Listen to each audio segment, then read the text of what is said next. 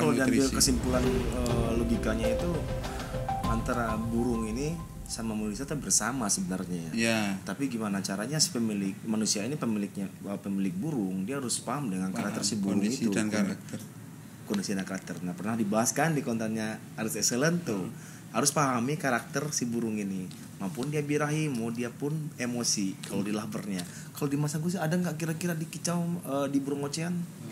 Untuk nutrisi kicauan kita bicara kacer ya misalnya ya. Iya. Kacer itu punya extra fooding selain pur, dia ada extra fooding. Makanan yang dimakan secara ekstra. Ada jangkrik, ada kroto, ada ulat Hongkong, mungkin ulat kandang juga atau cacing. Nah kira-kira nih Mas Aan, jangkrik ini gunanya apa sih sebetulnya? Terus kroto itu lebih kemana arahnya untuk birahi, emosi, apa testosteron tinggi gitu maksudnya gitu? Iya, ke arah mana? Ke arah mana sebenarnya? Sebenarnya dikupas dari sumbernya dulu ya, sama kebiasaan alamnya. Kalau kita ngomongin jangkrik, ular Hongkong atau cacing, ya kenapa harus itu sih? Yang lain kan bisa dikasih kodok. Kenapa ngasih kodok aja lu gitu kan? Kodok harus itu kan? Kodok gitu. Kalau dikatakan ini jawabannya nih. Kacer itu pemakan jangkrik, lu kapan itu jangkrik dapat dimakan sama burung kacer? Wong jangkrik itu keluarnya malam hari. Kalau malam kacer tidur. Ya. Iya, tapi kenapa kita booming kasih makan jangkrik? Kita settingan pakai jangkrik. Satu, sudah jadi putaran ekonomi UMKM toh. Orang yang ternak jangkrik banyak. Jadi sebenarnya salah ya. Hariannya bukan jangkrik kalau di alam. Kalau di alam ya kapan itu burung makan jangkrik? Wong kalau siang sembunyi. Jangkrik datang malam ya. Ini makanya ada. Iya. Iya kan jangkrik kan keluarnya malam, kering kan malam dia.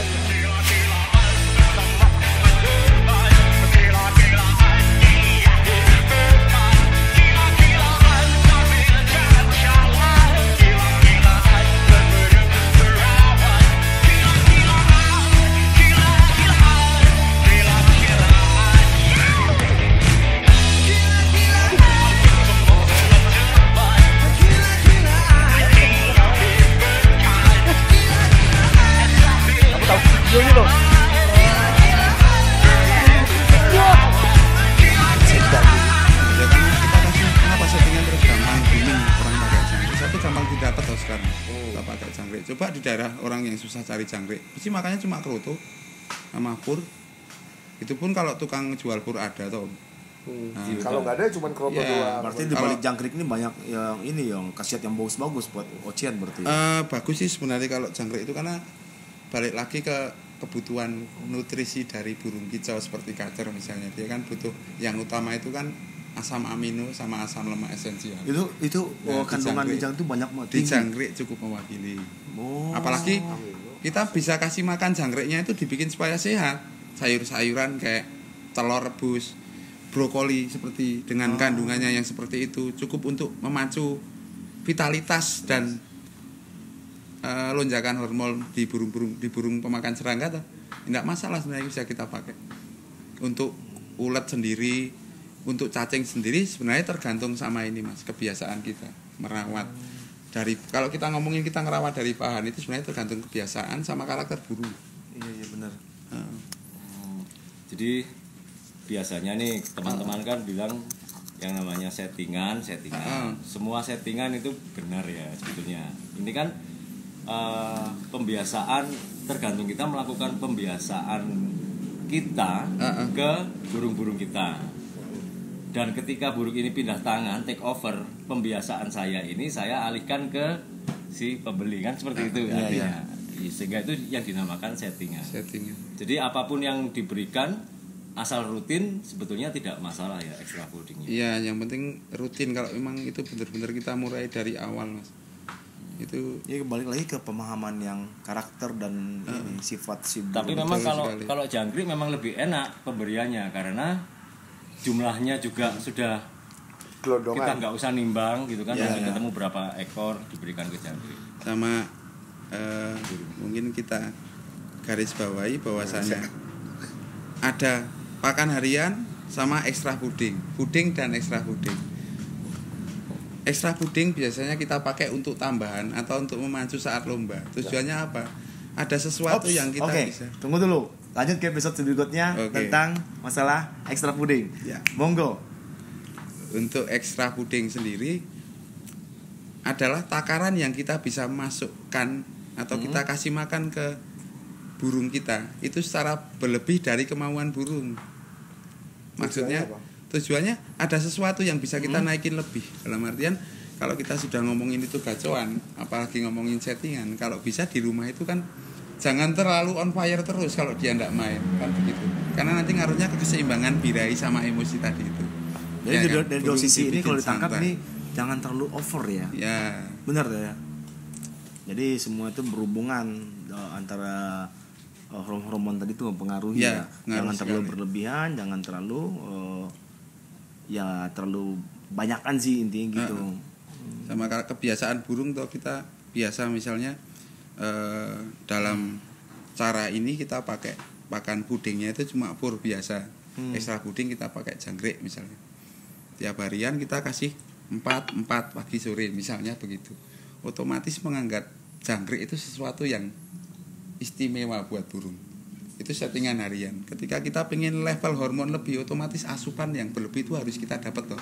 Kalau kita cuma mengandalkan pur pada dia makan lebih banyak, burung nggak mau. Dia makan cuma sekenyangnya asal dia makan.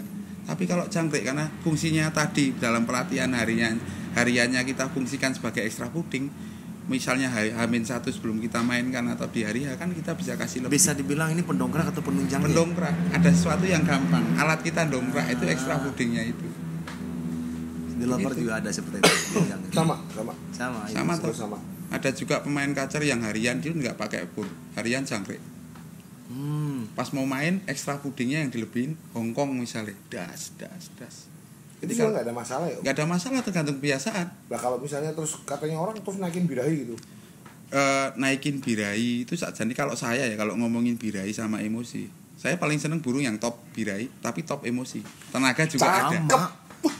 Sama. Itu pasti durasi dapat, gaya dapat, gaya pun juga pasti dapat. Berarti jadi, apa yang sampai saya ngomongin, bilangin? makanya aku bilang konsep burung konslet ya.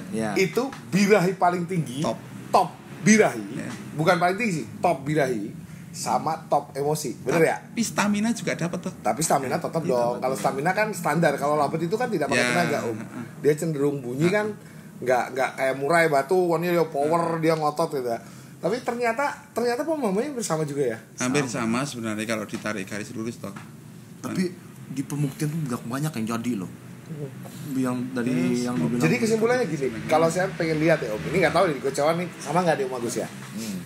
Kalau saya punya burung, kalau di labet itu kan orang burung emosi itu kan ngering. Iya. Berarti dia tingginya emosi segini nih. Birahinya dia mungkin standar nggak terlalu tinggi lah segini. Kalau di murai batu atau apalah nggak tahu aku. Kalau murai batu aku taunya lompat, dia cenderung. Sudah nakal. Saat dia emosi. Nah, kan berarti kan dia emosinya tinggi, birahinya mungkin asing-asing. Kadang orang kan salah paham. Salah pahamnya apa? Ketika emosinya dia tinggi, yang dia pikir birahi, karena orang rata-rata ngomongnya birahi. Karena orang takut birahi. Nah, dan suka emosi. Suka emosi. Iya kan? Iya, nyambung. Padahal keduanya sama pentingnya. Ketika seperti itu rata-rata orang bilangnya mandi. Padahal ketika mandi yang turun kan emosinya memang turun sedikit. Tapi birahinya itu turunnya kadang-kadang lebih banyak. Nah, yang terjadi ini tidak teratasi nih masalah ini. Tapi ketika aku punya labet ngering, kencengin sekalian. Yang terjadi malah bagus apa enggak menurut Om? Ya karena level emosinya dapat, narungnya ada, birahinya mentok, gayanya dapat ya toh. Jadinya? Ya kalau nanti kayak kita ngobrol kecil tadi ada level hormon di atas testosteron itu tadi. Wah, ini nanti dibahas ini. Cakep ini. Nanti ya. Nanti dibahas ini. Ini Mas Nanda. Eman. Nanti dibahas selanjutnya. Bakal ngeri ini. Tertarik dengan Mas Aan ini. Kami ketemu di Gantangan waktu itu. Di Gantangan. Di Gantangan di Latber. Waktu itu cicak hijau, Pak Hijau ya. banget. Ya, Pak Hijau. Terus itu Mas Aan sendiri yang punya burung itu. Iya. Oh iya. Prestasi burungnya dia. Prestasi. Makanya dia tahu jadi semuanya kan, tentang birahi emosi dia paham. Kan gini nih Mas. Iya. Orang-orang kan ini dari sisi medik. Yang perlu kita cermati bahwa Mas Aan ini juga main di lapangan. Dia bisa memadukan antara keilmuan praktisi, ya, ilmiahnya, keilmuan praktisi, keilmuan seperti saya ini. Oh, prakteknya. Plus secara ilmiah. Tapi di AGS Lintas Hobi udah terjabarkan itu. Udah. Tentang cucak hijau. Kita kupas global, tapi detil-detilnya belum. Tunggu konten berikutnya. Subscribe dulu. Cakep banget. Nah, aku mau tanya nih. Tadi kita bicarakan tentang emosi ya, tentang burung yang nakal, nyerang gitu ya. Ini keren ini keren, banyak orang yang butuh itu. Contoh saja nih, kita ngomong tentang cucak hijau yang gacoannya Mas Aan ini. Apa sih yang ditampilkan oleh burung ini ketika dia berada di level birahi? Birahinya lebih tinggi dari emosinya. Kalau tadi kan secara emosi dia nabrak misalnya mau nyerang, emosi bunuh lo. Ketika biasanya kalau cucak hijau birahi over tinggi, emosinya di bawah itu kayak apa? Apalagi untuk burung saya sendiri itu kan udah cukup lama ya tak piara, dari harian sampai beberapa kali tak ikutin di latihan itu. Kalau kondisi dia birahi lebih tinggi dari emosi yang terjadi, tapi staminanya masih bagus Om. Itu di atas nampil pasti. Gayanya juga dapat. Tapi di kualitas lagu tidak ada tekanan Mas. Misalnya dia bawa lagu kenari, cuy, terus ada burung nimpali lagunya, dia tidak ada perlawanan, cuma cuek aja. Santai. Terlalu istilahnya kayak nggak ada emosinya. Powernya nggak keluar. Power bukan volume loh. Jadi, volume. Kalau di laba tuh kayak burung semi ya? Ya kalau ngeri kayak slow, nggak terlalu ngotot gitu ya? Kayak kalau orang berkelahi adu mulut mungkin nggak kayak Om Aris. Wah, nah aku tipikalnya kan wah gitu ya. Ngotot bawaan musinya gede. Tapi birahi kurang gitu. Berarti itu lemes ya Om. Cenderung tampilannya lemes. Kurang agresif gitu ya. Kurang ngotot gitu ya. Etika nampil di atas itu kurang greget. Tapi gaya dapat biasanya kalau stamina dapat, birahinya dapat, tapi emosinya kurang biasanya tekanan. Kayak burung semi, kadang keluar gaya. Ya. Tapi kalau di Jo tadi kecil, yang dibilang Mas Agus tadi itu harusnya bagus nggak sih seperti itu gitu? Kalau nggak tahu ngembang gitu Om. Enggak sih kalau hijau ngembang enggak kalau saya cirinya seperti apa tuh? Tetap hijau harus punya menampilkan gaya masing-masing, karena gaya di burung cucak hijau beda-beda. Dan di labet itu kan beda-beda Om. Itu bawaan toh. Bawaan. Nah, kita bisa munculin itu apa enggak, pertanyaan kan gitu. Memaksimalkan saja ya, enggak bisa merubah gayanya. Kalau gaya itu udah bawaan orang. Berarti gini Mas Aan, sorry. Kalau burung di level birahi, setahu saya nih birahi itu tertarik dengan lawan jenisnya, sehingga timbul perlakuan dia yang agak ngeslow, cenderung merayu pasti. Seperti itu apa kira-kira seperti itu? Hampir sama, misalnya kita tidak dapat level emosi yang pas, apa misalnya sudah settingannya pas ini, emosinya sebenarnya sudah dapat, birahinya sudah ada, terus staminanya ada, ketemu betina pun itu untuk durasi 10-15 menit untuk burung-burung yang udah sering punya jam terbang pasti narung. Masih oke ya. Tapi kalau ditemuin terus misalnya setengah hari ya pasti birahinya yang tetap di atas, emosinya pasti drop. Nanti di kemudian hari birahinya yang ikut drop. Emosinya lama-lama naik pelan-pelan, tapi jadi di 2 hari atau 3 hari kita adu ya burung tidak ada birahi. Gini-gini doang. Okay. Itu kan tadi kan ngomongin tampilan birahi lebih tinggi daripada emosi. Sekarang aku tanya Om, kalau tadi kan lemas, power nggak keluar, gaya keluar tapi power nggak keluar, nggak ngotot kan gitu kan, nggak greget kayak gitu. Sekarang dibalik Om, burung yang emosinya lebih tapi masih terkontrol ya. Tapi birahinya sedengan lah istilahnya biar bisa nampil. Apa yang terjadi di burung itu? Di burung ocehan? Iya, di burung ocehan. Betul. Garis bawahnya untuk burung ocehan, rata-rata burung ocehan yang sehat pejantan itu ketika ketemu koloni itu pasti selalu birahi otomatis naik. Tetapi koloni dalam arti digantang ya? Digantang kan, ketemu koloni. Ketemu koloni kan, itu langsung birahinya pasti pelan-pelan naik.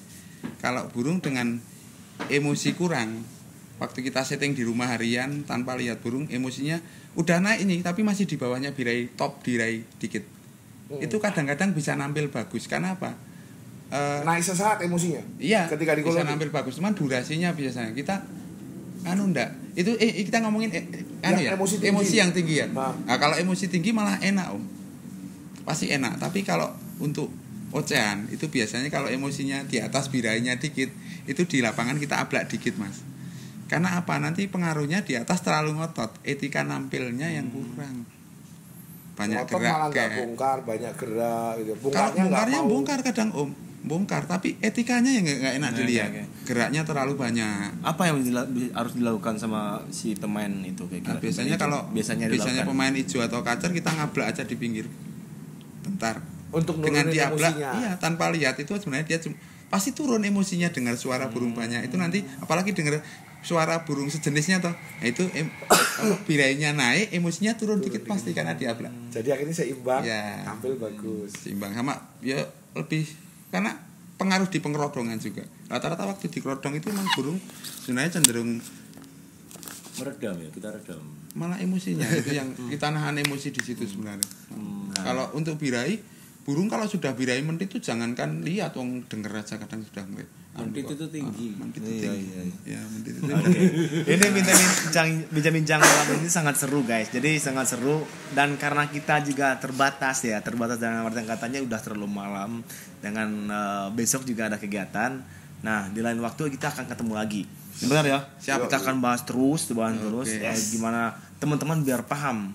Jadi di balik teori itu ada unsur-unsur yang ilmiahnya ya, yang dimengerti sama Mas Aan ini. Semua ini. Oke, teman-teman, terima kasih udah ikutin sampai habis, nonton video habis. Biar teman-teman paham di rumah dan kenyataannya seperti ini yang lebih real, nyata dengan praktiknya nanti akan kita jabarkan juga. Oke, Mas Aan, terima kasih ya untuk malam ini. Kedatangannya sangat luar biasa. Siapapun dari Jai Tangsel ke sini pun belum sia-sia sia-sia ketemu Mas Aan ini. Mantap banget. Tos dulu kita biar nggak slack. Mantap. Ilmu sampai ini sangat digunakan untuk teman-teman.